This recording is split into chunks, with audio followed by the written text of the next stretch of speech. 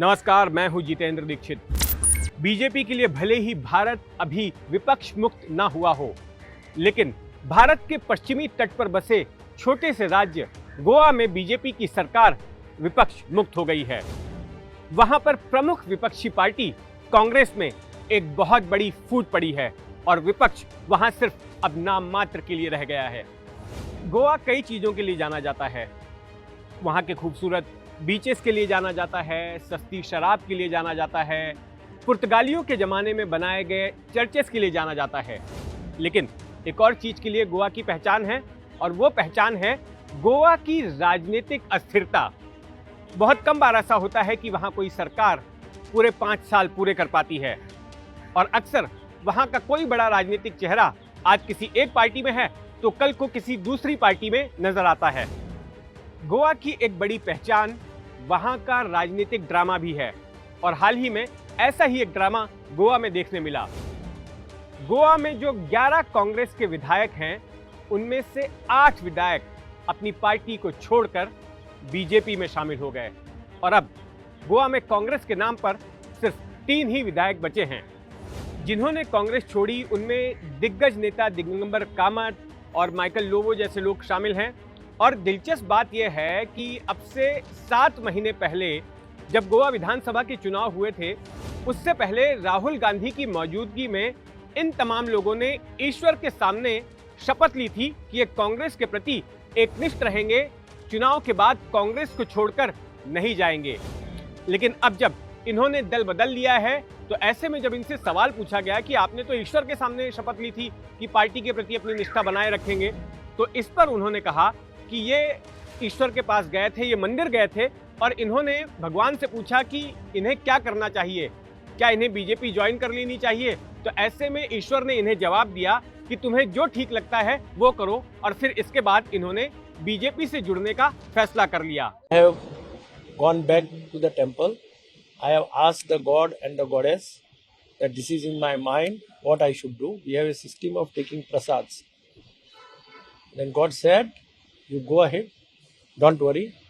तो इस तरह से ईश्वर के साथ इनकी बातचीत हुई और उसके बाद कांग्रेस में फूट पड़ी। क्या ये संयोग है कि बीते हफ्ते भर से राहुल गांधी देश के अलग अलग हिस्सों में घूमकर भारत जोड़ो यात्रा कर रहे हैं, तो वहीं दूसरी तरफ बीजेपी ने कांग्रेस तोड़ो मुहिम शुरू कर दी है। अब ऐसे में सियासी हलकों में यही कहा जा रहा है कि राहुल गांधी को अब कांग्रेस जोड़ो यात्रा करने की जरूरत है। एक सवाल ये भी उठ रहा है कि आखिर बीजेपी को गोवा में कांग्रेस को तोड़ने की जरूरत क्या आन पड़ी। गोवा विधानसभा में 40 सीटें हैं, जिनमें से कि बीजेपी की खुद की 20 सीटें हैं।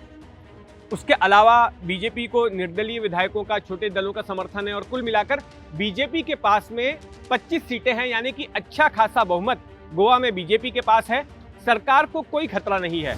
तो फिर ऐसे में कांग्रेस को क्यों तोड़ा गया? तो इसका जवाब सियासी हलकों में यह दिया जा रहा है कि दरअसल इसके पीछे बीजेपी के अंदरूनी राजनीति को जिम्मेदार माना जा रहा है।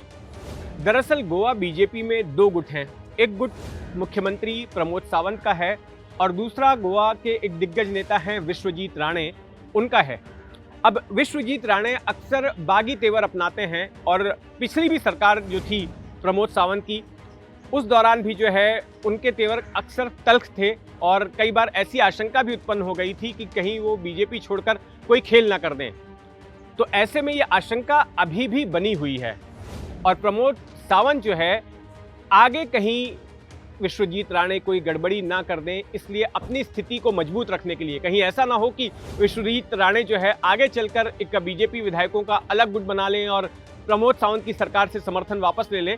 तो ऐसे में अपनी स्थिति मजबूत रखने के लिए उन्होंने कांग्रेस के इन विधायकों को बीजेपी में शामिल कराया है, ताकि कल को अगर विश्वजीत राणे किसी प्रकार की गड़बड़ी करते भी हैं, तब भी प्रमोद सावंत की मुख्यमंत्री की कुर्सी सुरक्षित रहेगी। बहरहाल जो लोग कांग्रेस छोड़कर बीजेपी में शामिल हुए हैं, तो उनकी उम्मीदें भी होंगी बीजेपी के साथ में।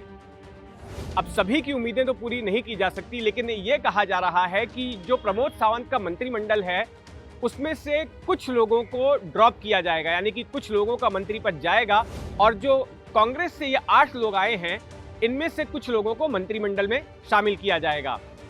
अगले हफ्ते 10 दिनों में स्थिति क्लियर होने की उम्मीद है।